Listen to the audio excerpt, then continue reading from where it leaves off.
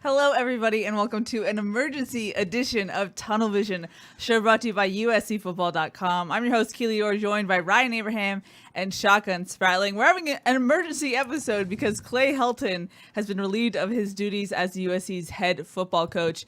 A day that I don't think we expected coming on today.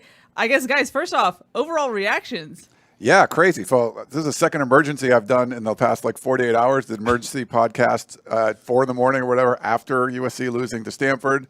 So many questions came up. We did Tunnel Vision last night. Had a bunch of radio stuff scheduled for today. And then boom, everything blows up this afternoon. They send out that email, send the tweet. I think we all felt that this was going to be it for Clay Helton, that this was going to be his last year. Didn't know what the timing was going to be. Did they want to do something early? USC has fired its last 3 head coaches now, middle of the season. Not something you want to do all that often, but it's been the situation. But to happen after 2 games of the regular season, and we heard from Clay Helton, it's only game 2. Well, he's not going to see game 3. So I thought this was inevitable. You just knew it was going to happen. But my gut was it was going to be, maybe they go on the road and lose to Washington State. You can fire him then, or wait for the bye week.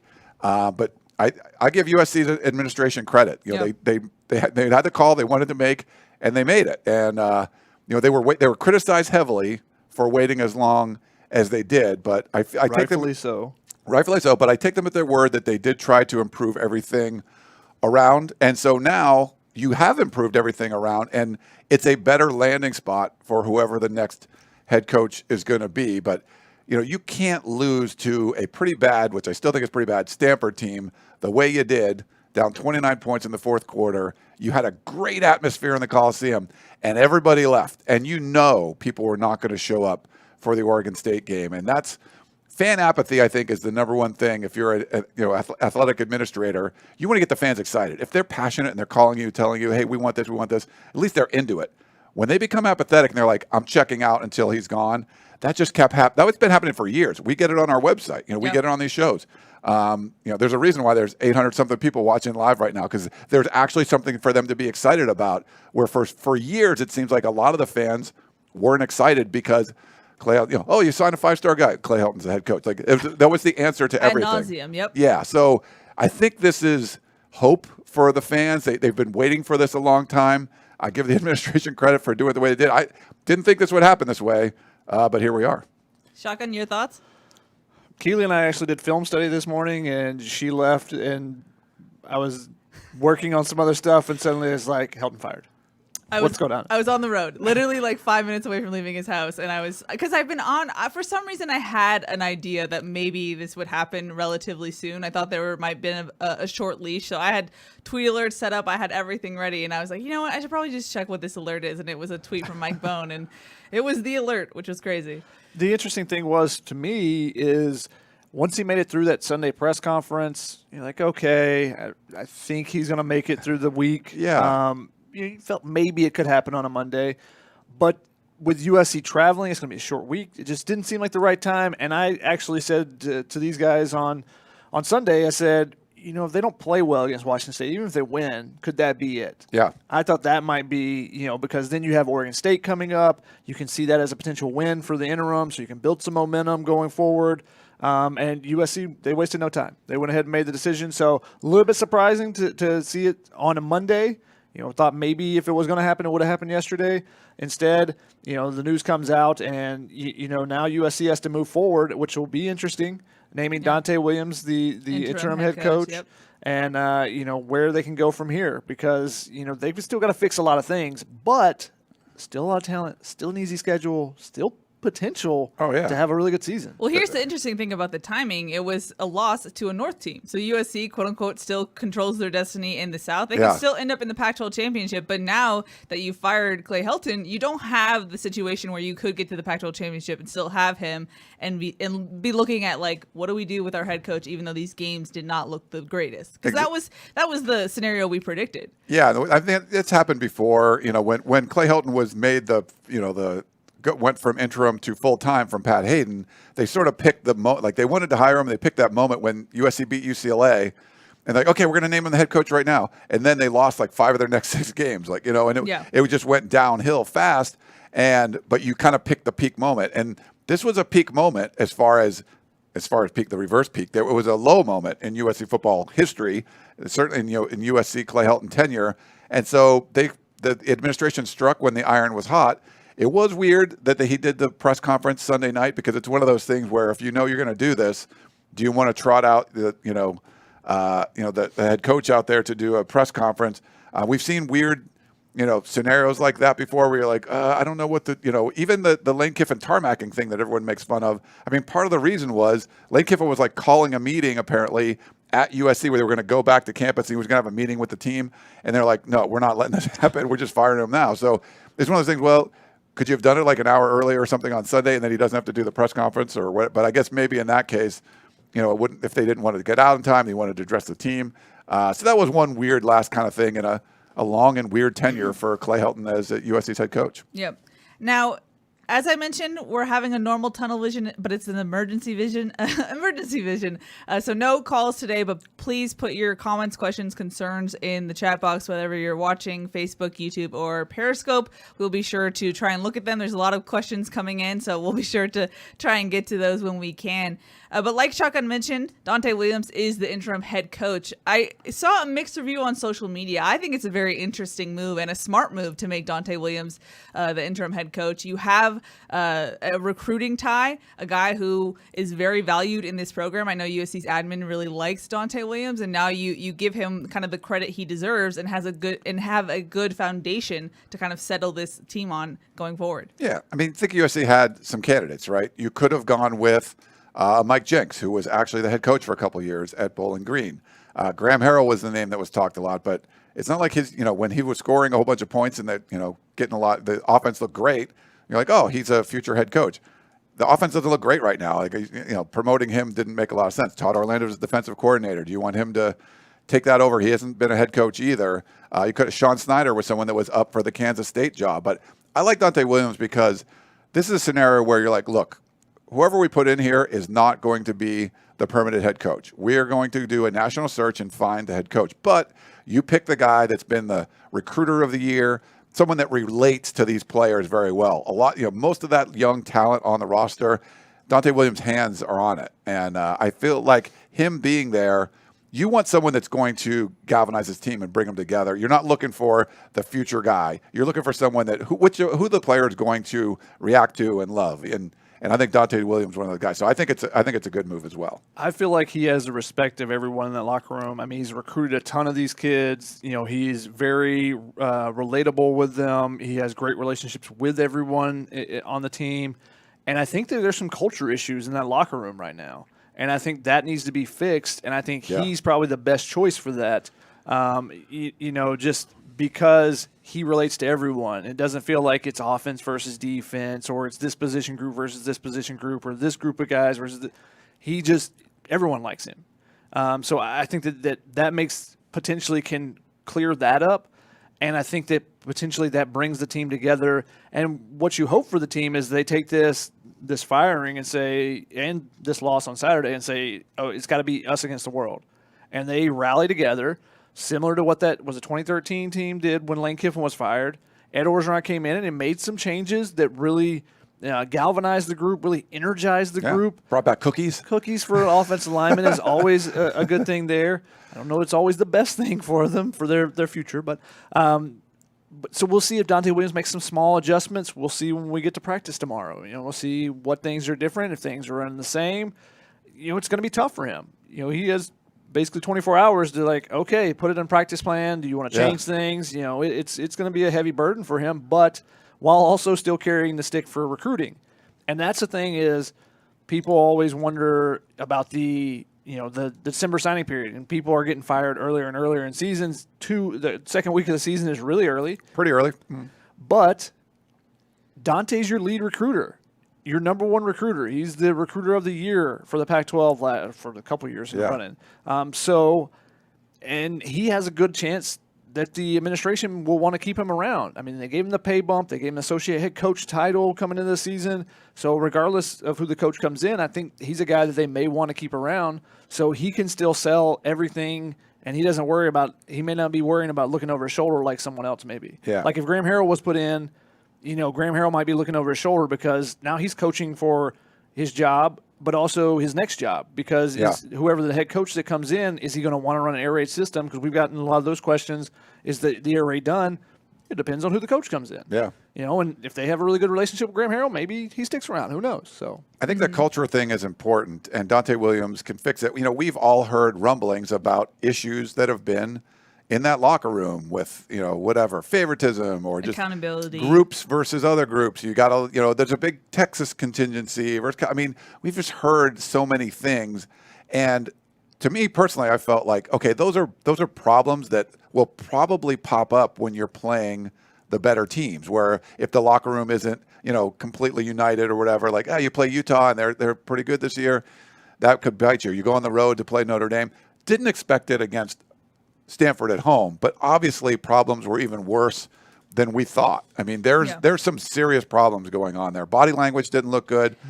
There was a lot of issues, and I feel like if you're Dante Williams, you fix that, and you're going to fix a lot of the problems on this team. Yeah, Shotgun, you and I have been on the sideline for the entirety of Clay Helton's era, or at least as head coach. And the one thing that we always said was that the players never quit. They always rooted for Clay and fought for him on the field, but it just felt different on Saturday, and we kind of talked about it during the game and afterwards. It just felt like you could see the body language in the fourth quarter. It was just different, and we were kind of wondering on Tunnel Vision on Sunday, how do you keep that going? How do you keep that momentum going forward when the Coliseum is booing your head coach? It just seems like it would be a hard thing to do to keep that culture in the locker room. And so, I mean, seems like the obvious answer, of course, but what are you expecting going forward? Yeah, I mean, it was a demoralizing loss, and it really affected the players. It wasn't just, it wasn't Alabama coming in as a number one team coming in and wiping you. It was a Stanford team that had gotten whooped the last week against Kansas State, who's not that great themselves.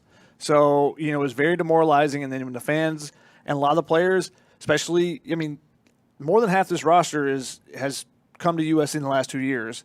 And none of those people had played in front of USC fans before or had USC fans booing them. They did play before them last week. But so I think it was really demoralizing to them, and the body language wasn't good. There were some things said on the sideline that weren't great. So I think Dante Williams can come in and can bring accountability. And if you talk to any of the cornerbacks, his position, they also, like Chris Steele, Isaac Taylor-Stewart, during the fall, you ask them, okay, well, who's going to be starting beside you type of thing? Like, well, I don't have a starting spot. Dante makes it clear that, you have to earn it every day in practice and everything. And I think if he brings that to the entire team, I think that helps the culture, because I think that's one of the things that a lot of the rumblings have been, that just people aren't happy about. They don't think that everything is being earned. So we'll see where they go from here. Stuart Mandel from The Athletic had an interesting tweet. Do you remember the first game Clay Helton coached as the permanent head coach? Stanford. Oh, that was Stanford. Blowout loss to Stanford in the Pac-12 championship That was game. the McCaffrey game with the angle route, which was very similar to the one on Elijah Wan Tucker. It was very similar to the one that they ran right before halftime. Is that the Justin Wilcox we heard in the? No, that was a different. Or was that a different year? No, that was the the year. Pac-12 championship. Yeah, we were like in the press box, and Justin Wilcox and the defensive staff were right next. Like I was right on the edge. There's a wall, and they're on the other side of the wall. You could hear a lot of adult language coming from the other side as Christian McCaffrey ran all over USC. Well, anyway, that was his first game. His last game, another blowout loss to Stanford. So kind of bookend by the Cardinal there. Wow.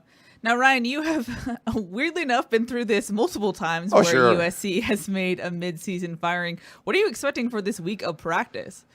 It's going to be interesting. Like you're talking to people around the program, like when Steve Sarkisian, talked recently with people like, Steve Sarkisian didn't show up for a weekend practice because, the issues that he had. There's stuff like that is just like, you get to practice, you're like, the head coach is not here. This is very weird. tarmac for Lane Kiffin. You're like, whoa, what's going on? We've seen interim coaches. I mean, Clay Helton did it twice himself. We saw Ed Orgeron. Now we're going to see Dante Williams, who's first African-American head coach at USC. So congratulations to him. I like the culture that the defense has showed, and I feel like we might see some differences in practice. One of the things that Clay Helton was done is just sort of like there's a formula that you go with, and like this is what we do. And if you had something, if someone that needs to be disciplined, you do something afterwards. But if it's in practice and like, hey, this drill isn't going well, run it again, do this. We're going to do like you don't see any of that. I'm curious if Dante Williams will do something like that, and I'm curious if they hit more. There's more live drills during practice. If it's going to be a more physical practice with you got someone coming over from the defensive side. The weirdest thing, guys, is going to be we go to practice tomorrow. At the end of practice, we usually hear from Clay Helton. We have Donte Williams, who normally doesn't talk until Wednesdays. He's going to be addressing the media, I assume, as the head coach. He'll be like, okay, so what does he say? Is he going to be like, happy Tuesday, everybody? Is he going to say the same kind of stuff Clay does or do completely different? I don't know.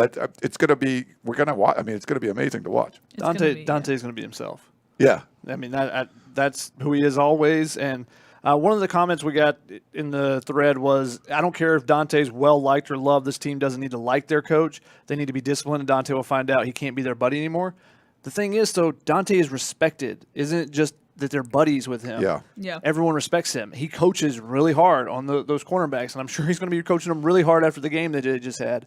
But they all respect him still. It's not screaming at them all the time. It's building them up and tearing them down when they need to be torn down and building them up when they need to be built up. It's not a constant just buddy type of thing. So don't get it twisted on the way Dante is around the players. It's not that type of relationship, I don't think. Yeah.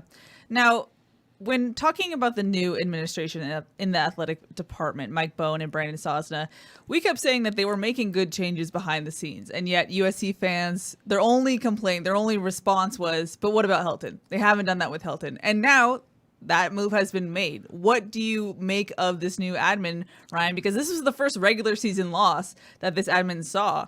And they made the move. I mean, it was an embarrassing move. And they this statement, week 2, says they are not accepting this for USC football. I think they've heard plenty of stories, right? And we talked about, I think on Sunday, or the Sunday show, when Brandon Sosna shows up, his first game is that Holiday Bowl. It's just ugly, a loss, and you're like, that's a pretty good, that's a kind of typical USC game that you would see where they're like, yeah, they shouldn't have lost that game, and they did.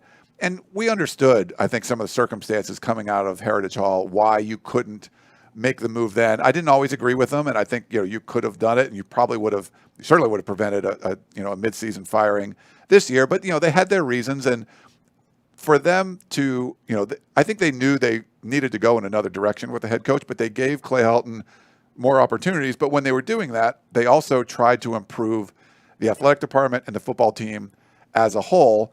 And I get that strategy because now doing a coaching search today in 2021 as opposed to in 2018, the infrastructure wasn't going to be great around there. And if a head coach comes in, you're like, oh my God, you're doing this.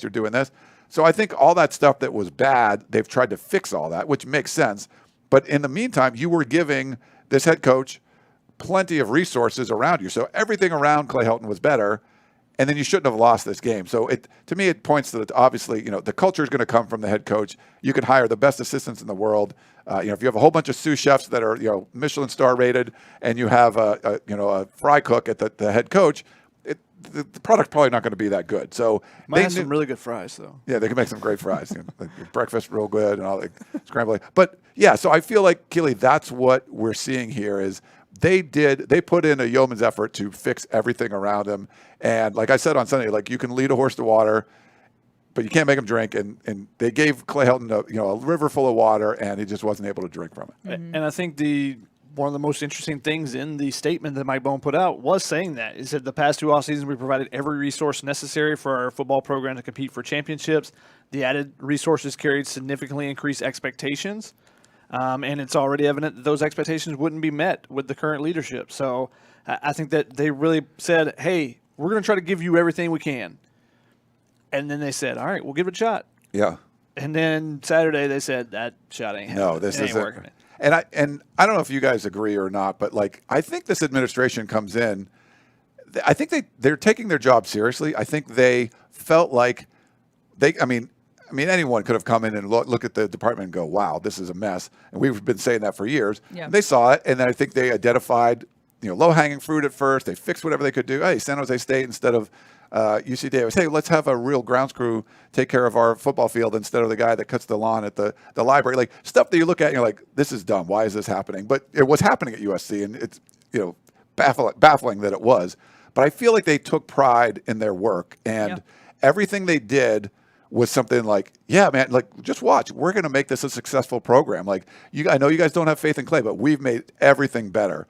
And Clay sort of let them down by saying, like, man, we gave everything to you, and all you got, it's like you get the handoff at the one, and there's a great block, and all you got to do is, like, cross the goal line, and you weren't able to do it. So I feel like, I haven't talked to them yet, but you feel like some of the administrators feel like they've, like they were really let down because they put so much effort into this. They made the environment on Saturday great. They made some changes that might not have been popular, but it was a cool thing that was going on.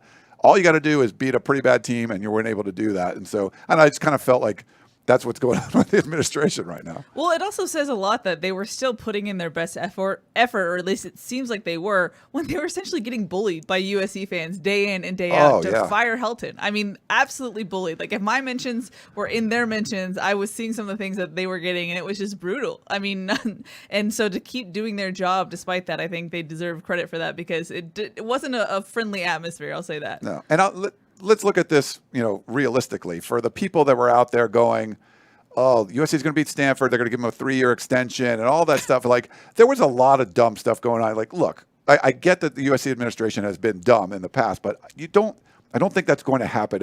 If he goes 9-3, they're not going to give him an extension and all that stuff. The fact that they were able to fire him after 2 games, what does that tell you? Is that all the people are like, they love Clay Helton, they want to stick him around? Like, obviously not. Like, this tells me that they would have fired him 3 years ago or 2 years or whatever. Like, they would have pulled the trigger if they felt it was feasible. So this means to me, like, they were ready to do this. They had a press release ready probably for 24 months or whatever it is, but they had to wait for the right time, and then they determined this was the right time. I think that's what USC fans should take away from this, that Mike Bohn and Carol Folt didn't come in just because they got game balls and stuff, and they're like, oh, we're going to keep Clay Helton forever because he gives us game balls. It's like, yeah, and that's kind of, and how weird is that too? That Mike Bohn got a game ball 8 days ago or 9 days ago in the locker room, and now he's firing Clay Helton. So there's a lot of weird stuff going on. It's business, yeah.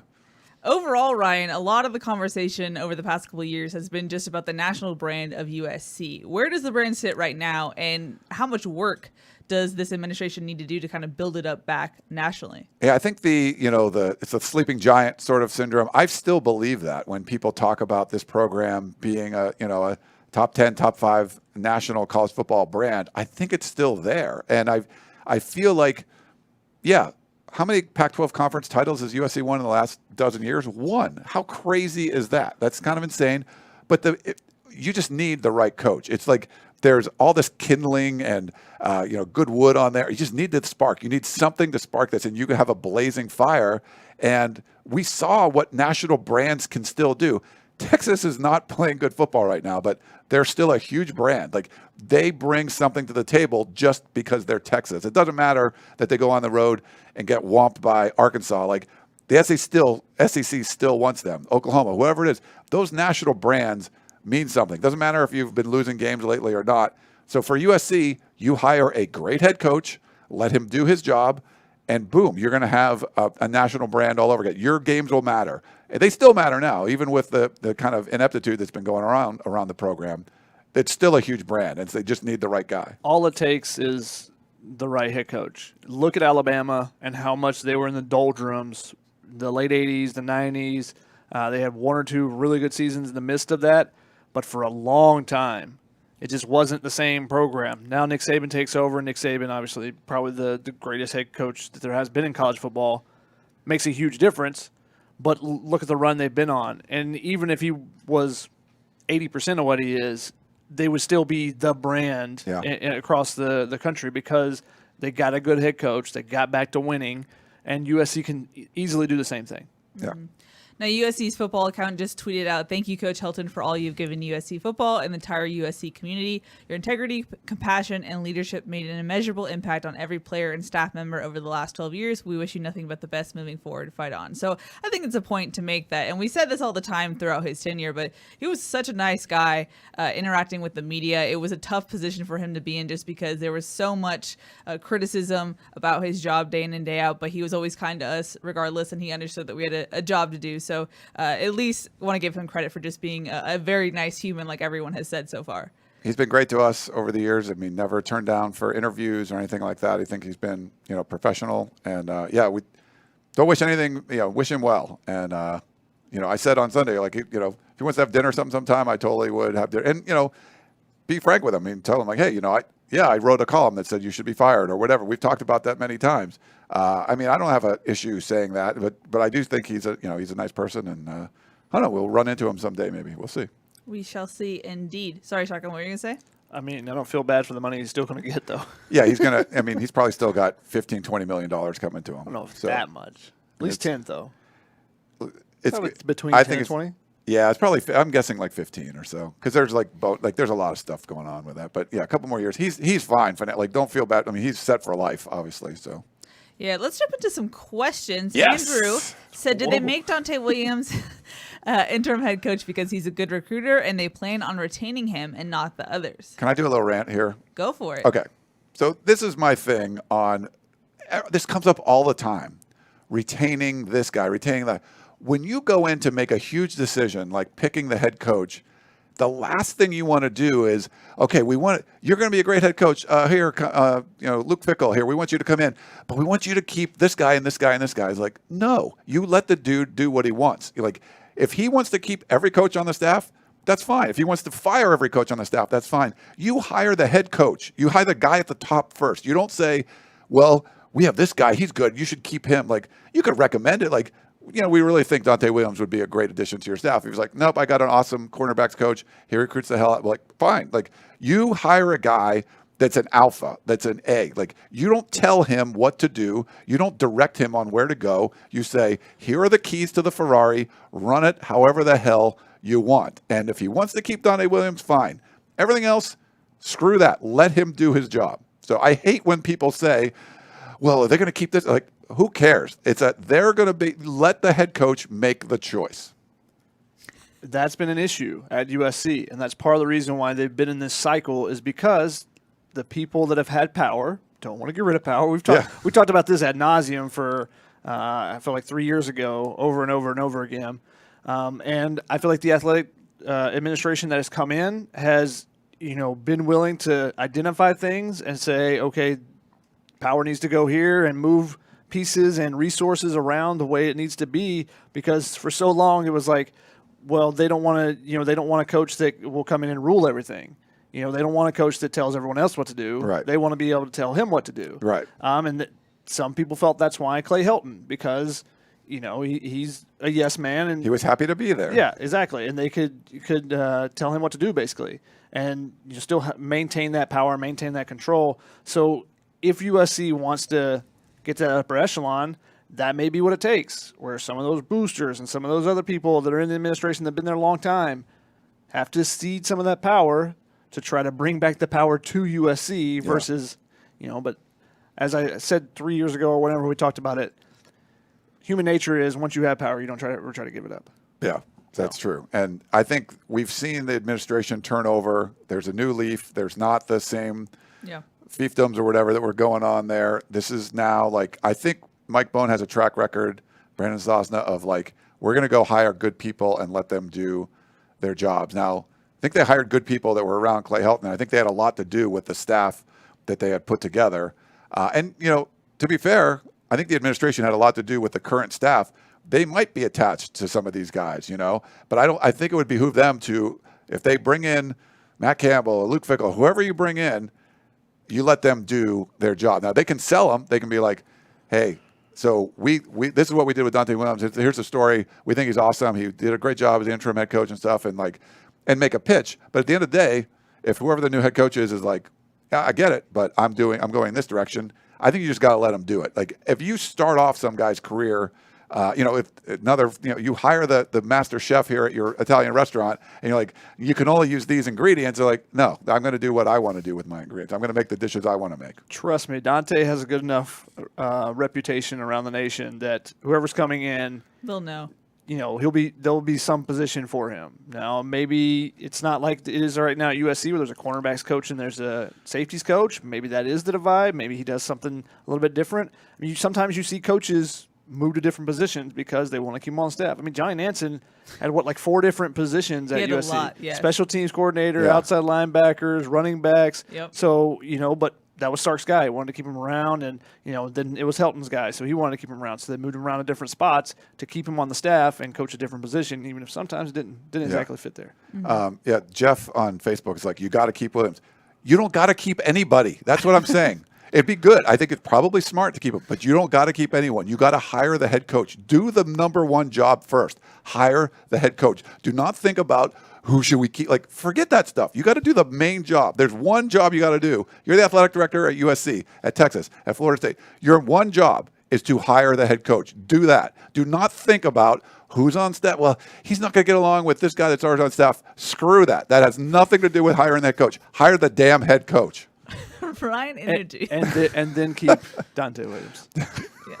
Put it down the road there. For Dante Williams, this is an amazing opportunity for him because if he has aspirations of being a head coach, which I think he does, this is he gets a 10-game audition. Big window. It was a huge audition for Ed Orgeron. It helped.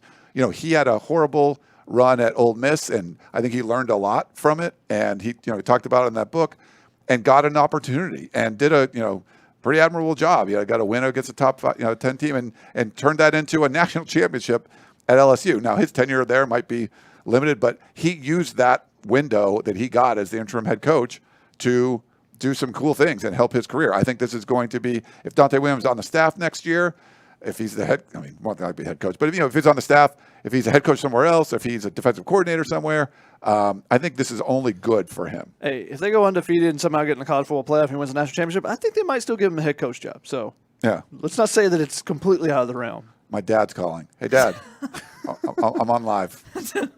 We got a question from Steven who said, what are the benefits of firing early in September from a recruiting and hiring perspective? Huge. From those benefits. Perspectives, yes. From a morale perspective, it could be dangerous. Yes. But from those perspectives, huge because, one, it's not late in the process. So, you can go out and talk with all the agents behind the scenes. You're not feeling like you're rushing. But also with recruiting, it's earlier in the process. So the other coaches can still build those relationships and tell them, what's going to be happening type of thing. And you have a better chance than doing it last minute. And then kids are like, what happened here? And then suddenly you have to fill the recruiting class in a much different way. Yeah, and I think if you look at, what happened to Colorado last year? Mel Tucker leaves. They're left wow, it's after the early signing period. You got to go find a head coach. The early signing period changes things quite a bit because you used to be able to wait till the end of the season, early December, and you still got 2 months to get the recruiting class together. Well, that's not happening now. It's bowl season, and the majority of recruits are going to be signed. So maybe USC, sometimes USC is slow to adapt to things. USC is maybe ahead of the curve now that they're firing people mid-season because it does give you a lot more time and obviously some opportunities to see how things play out. If you're getting an NFL guy, that usually takes a lot longer. I think you're going to see less and less of that because you just don't have the time to waste. But, there's options of guys that are on television in Los Angeles, Chris Peterson or Bob Stoops. Those are guys that don't have a job right now. They might be more apt to get someone like that if you're wait towards the end of the season. Now you have a lot of opportunity. You're let's see what Matt Campbell does. Luke Fickell's moving from, he's staying at Cincinnati, but Cincinnati's moving from Group of 5 to Power 5. Is that something that he would want to stick with? Does that change things? So I think you get a lot of options if you're Mike Bohn, Brandon Sosna, and having this much time, you're not pressed to try to get, save a recruiting class and all that stuff. So, yeah, I think there's some huge benefits to doing it early. Overall, though, Ryan, you're much more confident in their hiring process versus what we've seen from USC in the past, right? Well, yeah, 1,000,000%. It's just because they've done it hiring before. Process in the past. Yeah, there was no hiring process. Sure. Okay. So, USC had a search firm for Pat Hayden, and if you're going to do a search firm, do you bring in like your buddy, like Steve Sarkisian? Like, no, a search firm is supposed to be go find somebody somewhere else. Sometimes it's to protect the AD too from like, oh, we never talked to this guy. Well, the search firm did. Yeah, it was just sort of a smoke screen of like, we're going to bring in Steve Sarkisian. It's like, he knows how we do things. Like, that's not the reason you want to hire anyone. And I have faith that, I'm not saying they're going to make a great hire. I have faith that there's going to be a process in place that they're going to give themselves the best chance to make a great hire. And the fact that he played football at USC is not going to come up. And in fact, I would argue like before you would be like, oh, Jack Del Rio, Jeff Fisher, like those names are not going to come up. Like those are not going to be considered. So I have so much more faith in what these guys are going to do as far as the hiring process goes. We just had to get there. You just had to get to the point where they could make a hire. But this is what you get paid for. I think they've made some good hires in other sports, and they're going to apply that process to this. And I don't think they're going to be I think the process that they're going to use is like if there's a coach right now that's like has a hot year that was bad, and this year they were like great, pretty good chance that next year they wouldn't be as good either. They're not just going to get like because that's a hot name, but they're going to find the body of work, what they feel like they could build and make the transition from whatever. If it's an offensive coordinator somewhere, I think you should get head coaching experience. That's just what I feel right now because USC's not done that. But you want to find what they've done, how they built that program. What was it like before? I feel like they're going to take all of that data into consideration. So yes, I have long answer. I have a lot of faith in what they're going to do as far as hiring processes go. We've got a lot of questions about USC's current offense. Jasper Smith wanted to know, could Dante Williams come in and change what USC is doing on offense?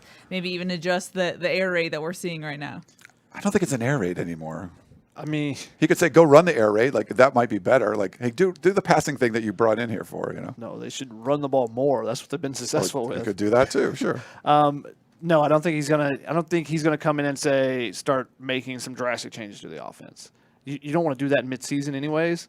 You need to run what you're good at. The problem is execution-based offense, they haven't been able to run the stuff that they're supposed to be really good at. Trouble lining up and doing some different things like that. So that's what they got to get. They get locked in on that stuff. So get back to the basics, lock in, but then start adding stuff to it and diversify from there. Whereas they've had some struggles getting lined up and different things like that. And before you had a head coach that was an offensive coordinator, that was a quarterback's coach. We don't know what's going on behind the scenes. Is there kind of difference of opinions? Now that you have a defensive head coach, I don't think Dante Williams is going to be in the meetings like we need to do this more, we need to do that more. I mean, it might give Graham Harrell some more freedom to do what he wanted. I'm not sure, but we'll see. But I don't think he's going to come in and meddle much, but you might see some different focuses. And if there was any sort of conflict at the top, I think that will be resolved. We had a question from Greg on YouTube who says, do you think USC should get away from an offensive-minded coach like Helton, Kiffin, and Sark and go back to a defensive-minded coach like Pete Carroll? Again, hate these. Like, you want to hire the best head coach. You don't want to say, you know what we need? We need a defensive head coach. Like, why? You need a great head coach. If he happens to be a good defensive guy, if it happens to be an offensive guy, I don't care. If you're limiting yourself going, here's what we're going to tunnel vision towards. No, tunnel vision. We want this or we want that. Like, no, so if you have an amazing candidate who happens to be an offensive coach, are you going to like, this time around, we don't want to do that. Well, he's the best candidate, but you're not going to do it because of his affiliation with an offensive side. No, I think that's a dumb idea. No offense. But no, don't limit yourself. Get the best head coach. I don't care if he's an offensive guy, a special teams guy, a defensive guy, whatever he is, just get the best head coach. So don't limit yourself with, they need this assistant or they need to be this kind of guy or they have to enter it. Like, no, get the best head coach. Well, one more question that fits in that realm, Ryan. Coley said, how important, if at all, is it that USC's new coach has USC ties? Super important. No, dude. Like, no. Like, we've gone through this a zillion times. I feel like he's just trying to anchor you. That's just you're triggering me. No. Like, wow. That should have zero impact on it. If anything, you play baseball, shotgun, and like your dad might have been your coach at one time or something, or you never had that. Well, if if that happens, like sometimes you're going to be a little tougher on your kid than you would be on the rest of the. Like at this point, I would be like, if a guy comes in to my office and is applying for this job and has USC ties, he better be better than everybody else. Like I'm not going to give him the benefit of the doubt. I'm not going to exclude him, But he's better be better than everyone else because USC's done that time and time again. You have to get away from that. But if the best candidate, like I'm going to stick to my guns, if the best candidate happens to have USC ties, fine. But he better be the best candidate and not because he has USC ties. Yep. We had a question from Mark who said, as reporters, are you excited to be able to cover something new now and not have to relive Groundhog Day over and over again, or constantly be asked when Clay Helton is getting fired? Keely is just excited for that last part for her Twitter mentions. It was rough for the last couple of years, guys. I'm not gonna lie. I mean, so we're reporters. We're not fans. We're not like, never want to see people lose their job, all that stuff. Yes. For our jobs, I will say this is going to be significantly better. There are currently over 1,600 people watching this online right now. It's something different. It's something new. And we do get to do something. And, we got a lot of complaints from fans about even just we weren't pressing Clay Helton enough in our questions and all these things. And, it hasn't been as fun to cover the team when you sort of felt like everyone didn't want the head coach there, and the same thing was happening over and over again. So I think personally for all of us, and you guys can chime in too, I mean, I think this is going to make our jobs more fun, better. It's going to be something different.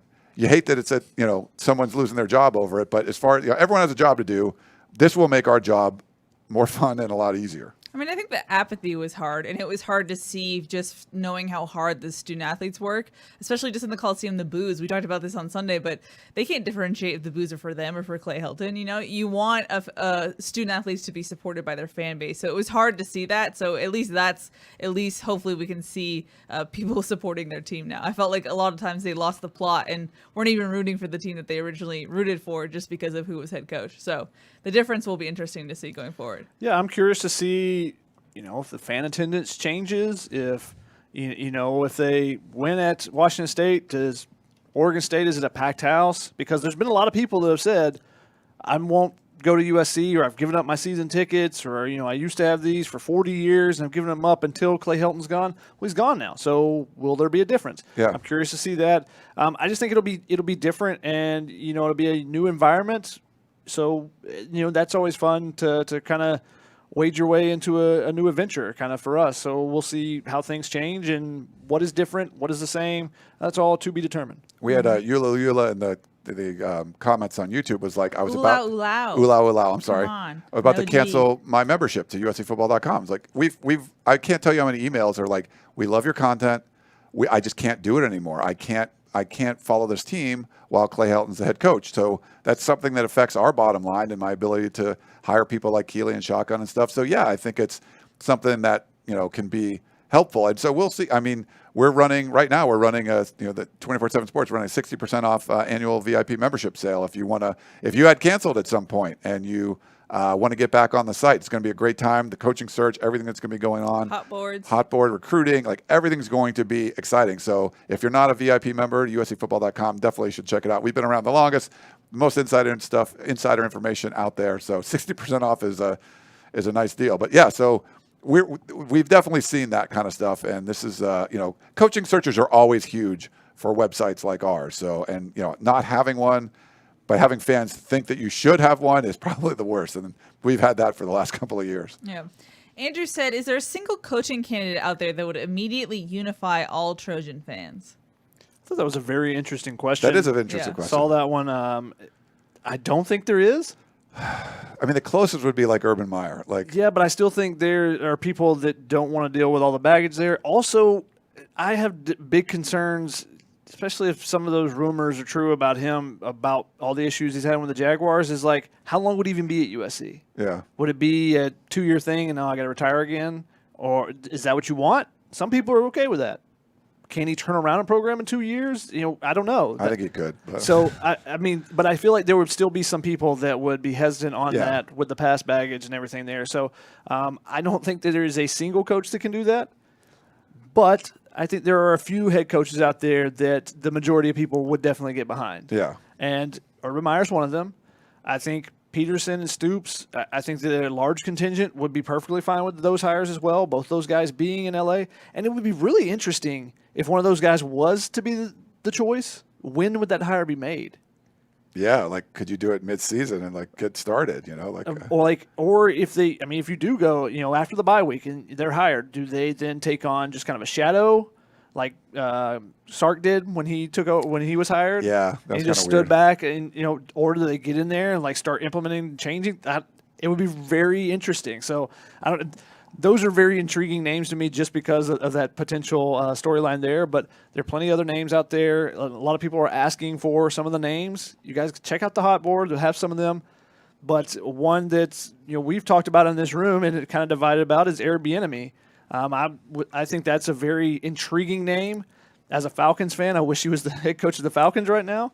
But I think that from all the things I've read about him, he gets along really well with his players. He's got LA ties. I think he went to Bishop Amat, is what someone in the comments said. I think he coached at UCLA as a running backs coach before, so he knows the area. Now, there would be concerns, and Ryan's biggest one is he hasn't been a head coach before.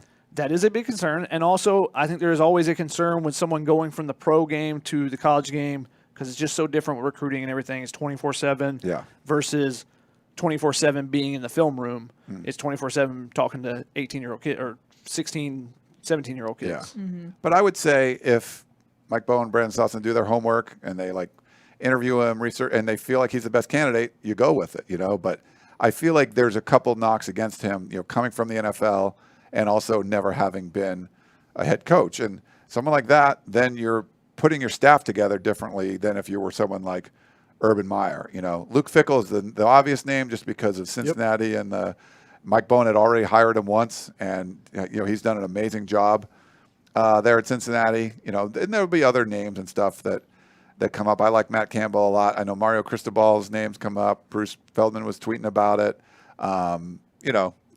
That seems a little tougher to me, just being the Oregon guy and stuff. Yeah. But he definitely boosted his resume over the weekend, going into the horseshoe and getting a win with your two best players out of the game, and pushing Ohio State around a little bit. So his name's going to be coming up for big jobs, and USC is a big job. Not if Washington fires Jimmy Lake, like they're not going to get Mario Cristobal, or like Minnesota loses PJ Fleck. That's another name that could come up.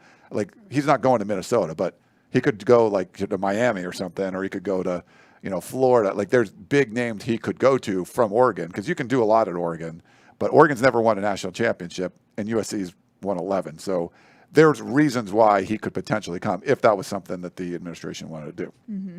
We had multiple questions about what we've seen since Mike Bohn has taken over as athletic director. Greg said, how does the department look now versus before Bohn? And Alan said, could you be more specific about what's different / better about the football infrastructure now at USC versus in 2018?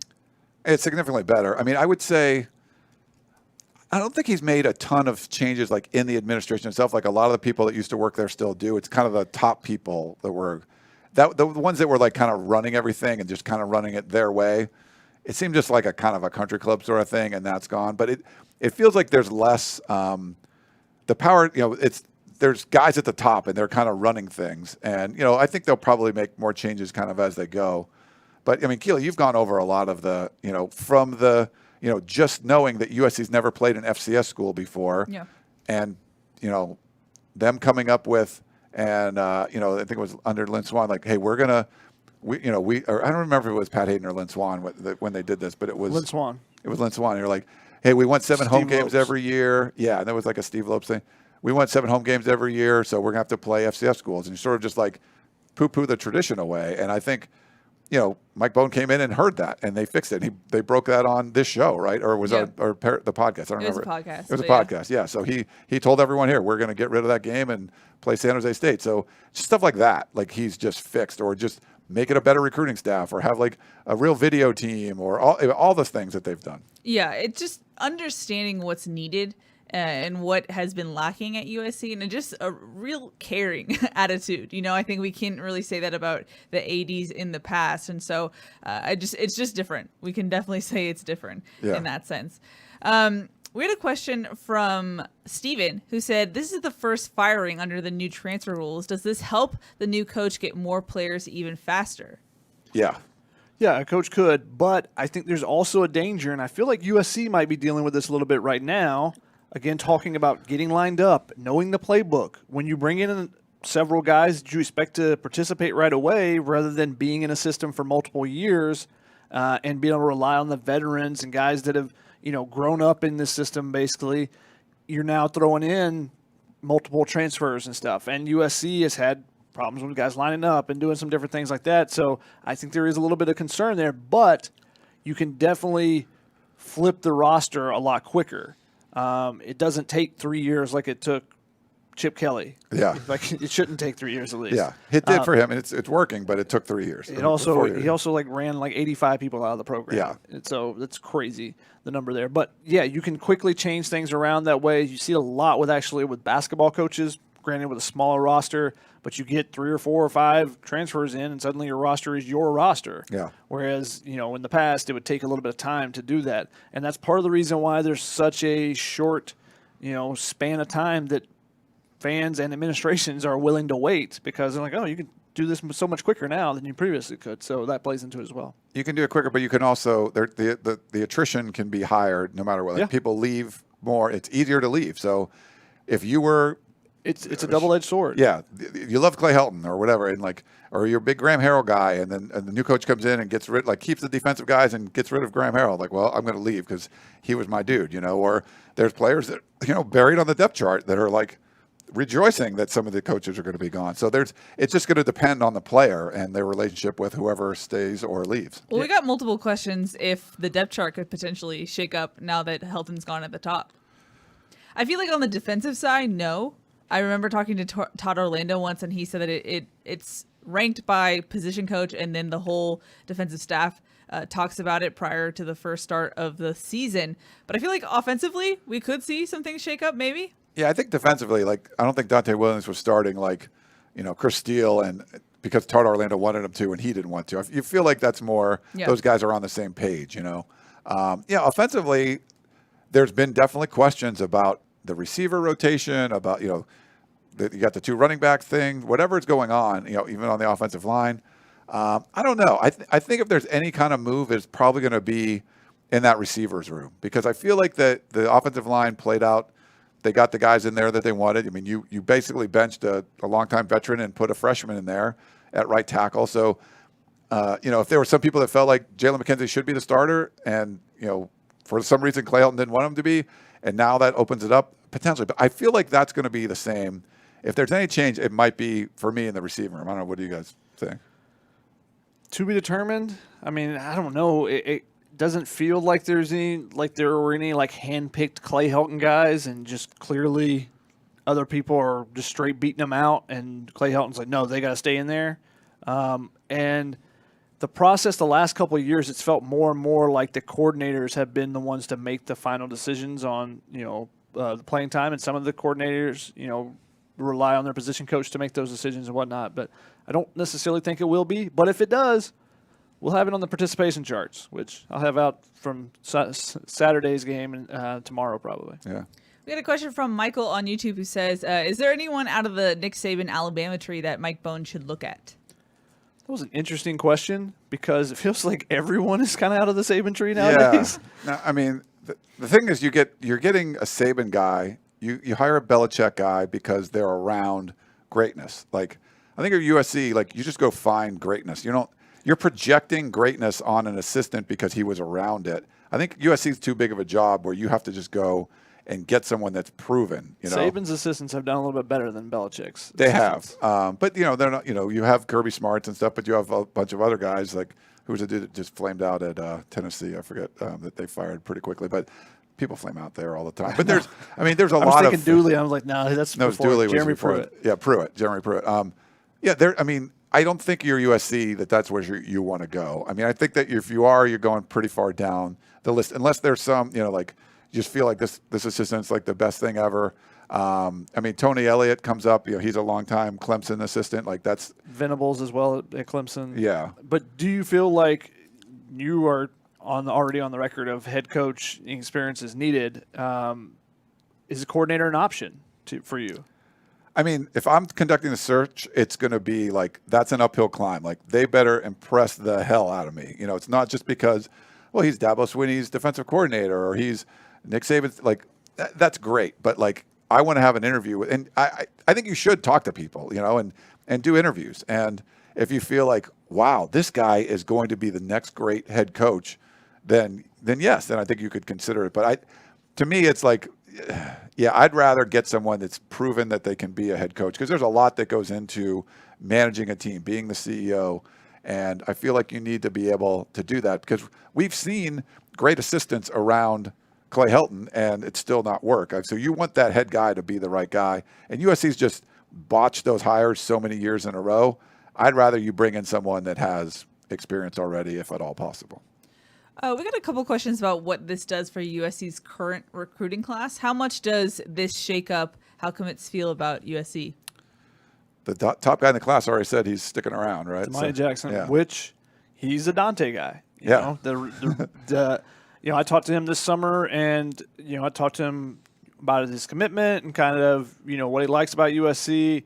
And what do you talk about with Dante nowadays? He's like, I occasionally we'll watch some film together or something, but we just talk about life. He's like, that's my guy. They're buds.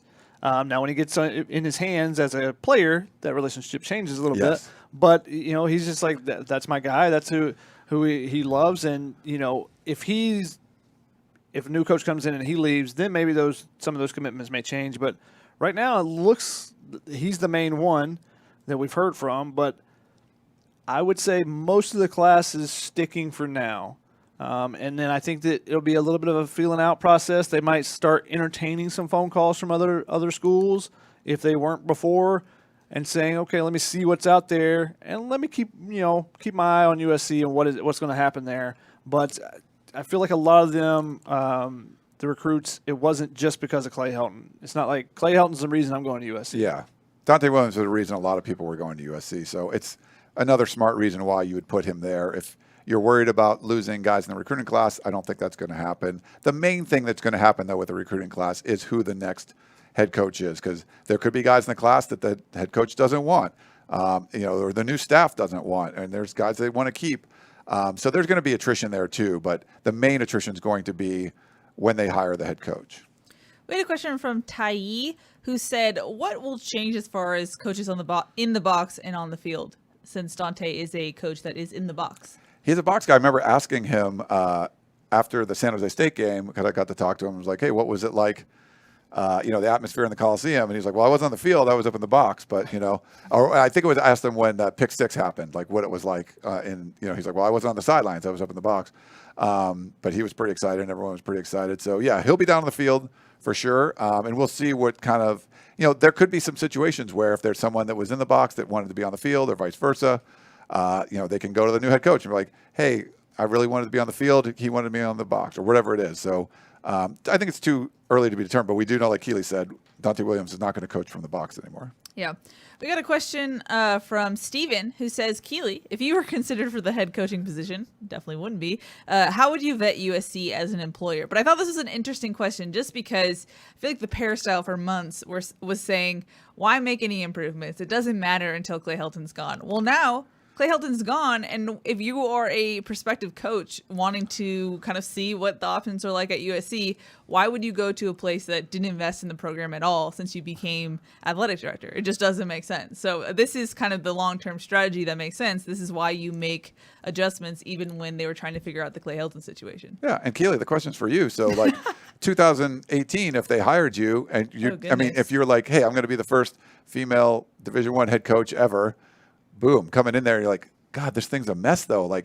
There's things that I won't even be able to fix, even if I do an amazing job, where you'd have much more ability to have success if you were hired today. I mean, I feel that's fair. Yeah. I mean, support. And the thing that we've heard is that prior to Mike Bohn and Brandon Sosna coming into the athletic department, even Clay Helton couldn't get the support he wanted as far as nutritional staff or strength and conditioning or different assistant coaches. There was a limited budget at times. And now the sense that I get from this new athletic department is that they want USC to succeed, and they'll do what it takes to get whoever they need or whoever their coach wants as far as assistants, whatnot. So I think that's the biggest thing is they can point to, hey, we came into a situation situation where the head coach was not supported, and we revamped from top up down things that the coach needed, and we'll do the same for you so that you can succeed. And so I think that's the biggest thing that USC as a athletic department can point to right now. Yeah, and I feel like if it was 2018 and you were the head coach and you were like, hey, I need to hire this guy as my defensive coordinator,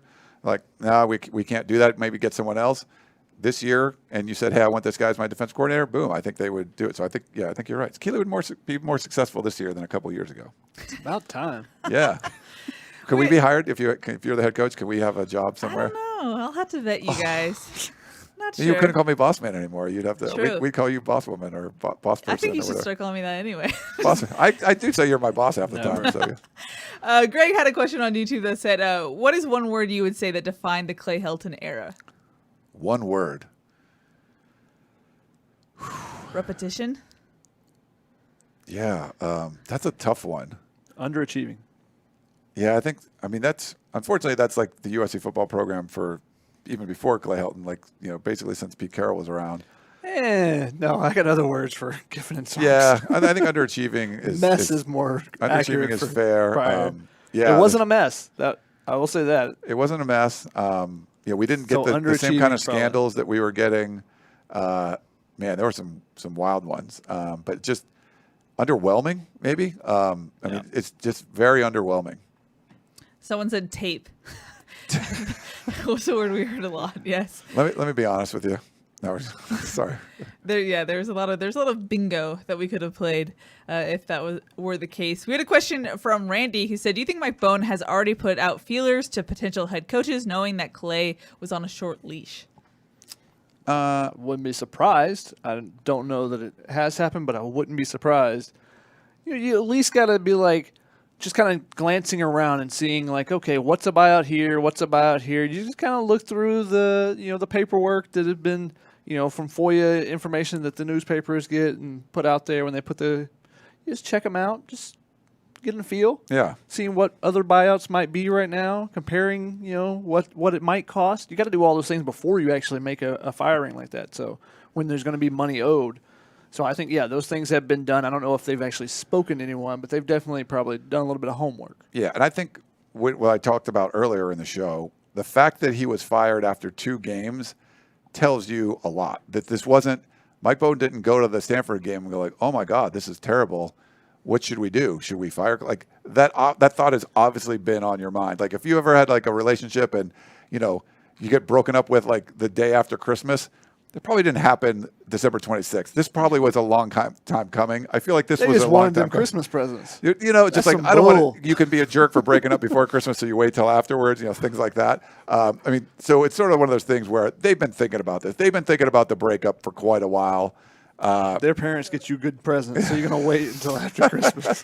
Yeah, that's a good one too. But so I think they've known this is coming. So if you know that you're going to fire someone, or you're on the verge of it, or there's just one thing has to happen and he's going to be fired, it's not like you're never going to think about who the next head coach is. If you're Stanford, you're David Shaw, you're like, we're never firing this guy. You're probably not thinking about who could be replaced. Good, bad, whatever. Like they're not thinking about. They were obviously thinking about firing Clay Helton. So if you're doing that, you're obviously thinking about who the replacement would be.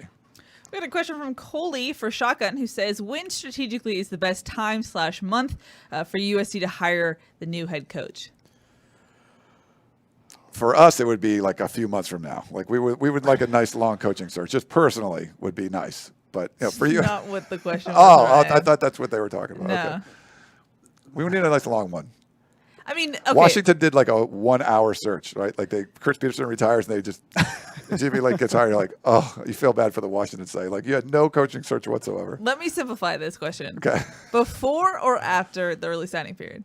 Oh, before. Way before. Okay, yeah. I don't know. No, I think the earlier the better. I mean, you don't need to hire someone tomorrow. You got it, but you have plenty of time to do vetting.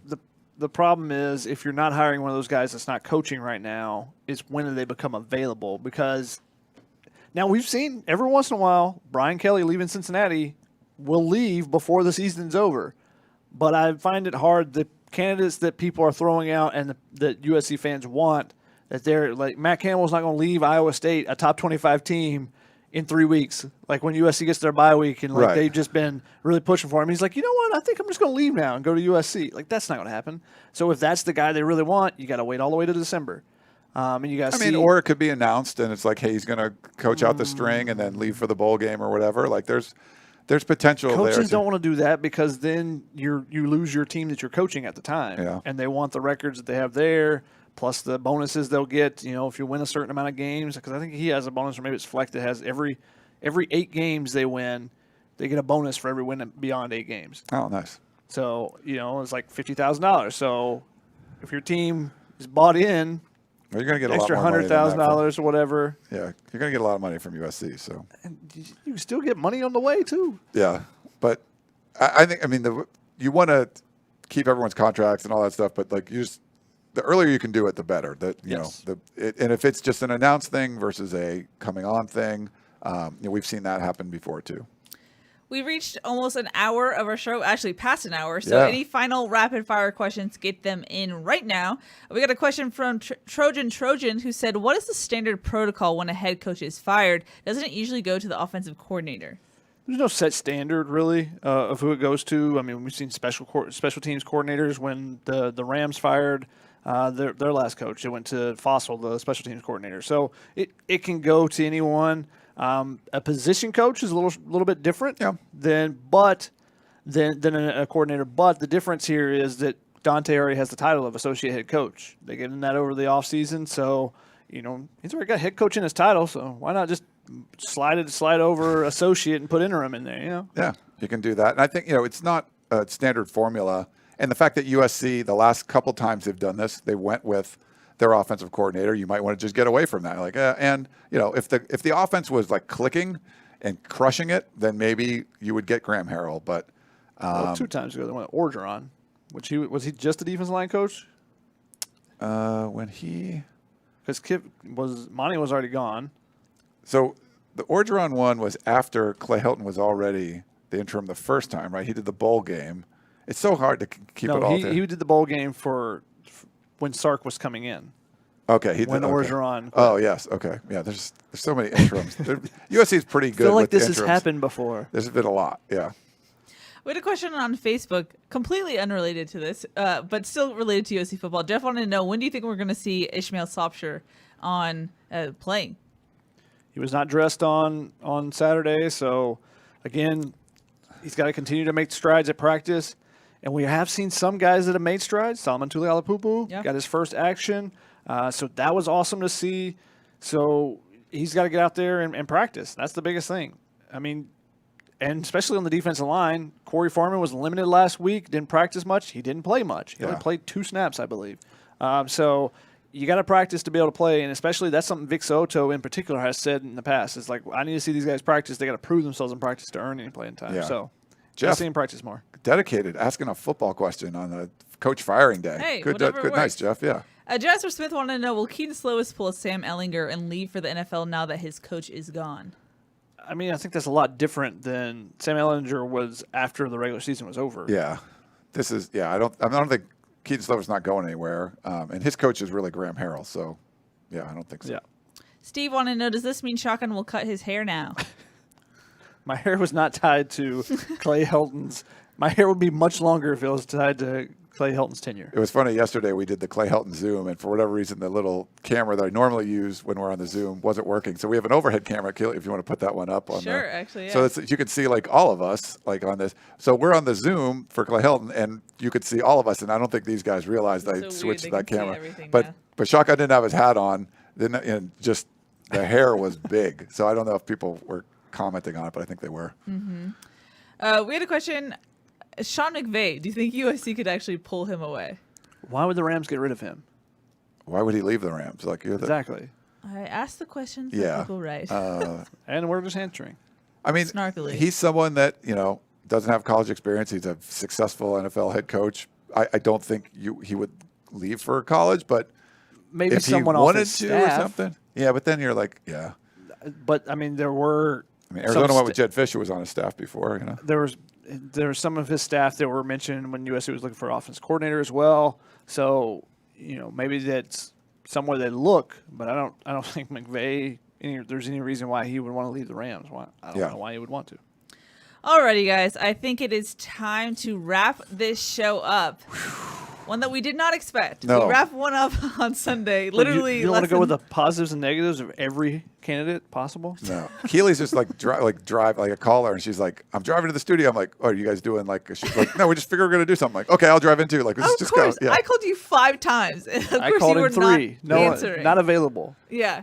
Yeah, like little behind how the sausage is made, little behind the scenes. Like I don't have my phone for 1 hour. I went to go get a massage, like literally. So you don't have your phone on. The only time I don't have my phone on me, probably the last like 2 weeks, and I had 1 hour, and that's when this all broke down. So like, what are you gonna do? I mean, did you not see the game on Saturday?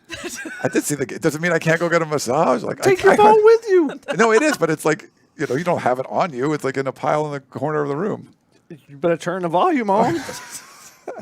Well, it's too late now, but yes, I thought it was interesting. But yeah, these guys are calling me, blowing up my phone. Yeah, I was driving. I was on some like off-road thing with my computer out. It's crazy times. Yeah. It was like a little these are thing. like just nutty. Like these are nutty type. I can't tell you how many texts from friends and stuff like, look, I'm sorry, I don't have time to discuss Clay Helton being fired with you. Like I have to like work. Like this is like this creates a lot of work. Like we're not going to be sleeping much. This is going to be for quite a long time. So that means you have to call your dad back, Ryan. I woke up. Yeah, I'm like, Dad, he's going like, Ryan, did you hear that they? Yes, Dad, I heard.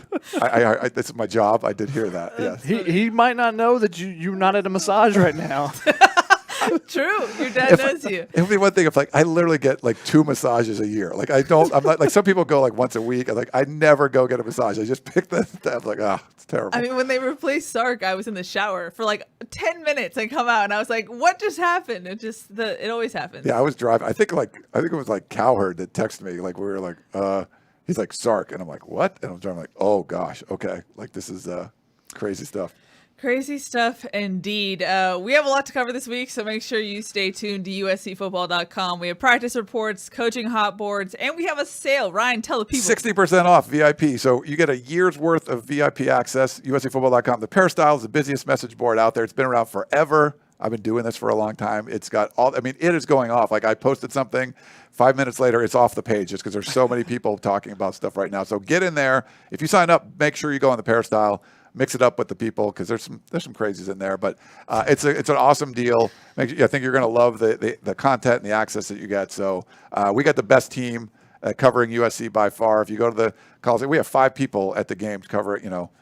LA Times has like 1 or 2. Like we have these stuff covered. I'm just saying it's different now. The websites are doing this, so get in there, sign up, and we love the people at the LA Times too. Shotgun's an LA Times guy, so maybe that's 3. Was what? Oh. Okay, whatever. But he was an LA Times guy. Alrighty. I love Bill Plaschke too, so we'll probably great. see He's him. on the show. We'll probably see him at practice this week. I'm assuming. Just madness, Yeah. madness. We also have film study coming up in the next day or so. I've got participation charts, so we'll look back at what happened in that Stanford game and what are some small things that maybe they can fix going forward that really eluded them in that game. So we check that out on film study, and then I'll have participation. So we'll see who all got in. Along with Solomon Tuliaupupu, a couple other guys made their debuts as well. We will also be back on Thursday to preview USC's matchup against Wazoo. Make sure you stay tuned for that. If you're on YouTube, please hit the like button and subscribe. We're so close to 12,000 subscribers, so please help us over that edge. It really helps us out if you do that, and we love providing you guys info. Alrighty, guys. Crazy emergency tunnel vision. Clay Helton is no longer USC's head coach. Stay tuned. It'll be an interesting ride going forward. That's Ryan. That's Shotgun. I'm Keely. We'll see y'all on Sunday. Or Tuesday. Thursday? What day is it? Thursday. On Thursday. It's been a crazy 24 hours, Today guys. is Monday. Here we go. Alrighty. We'll see you guys on Thursday. Bye.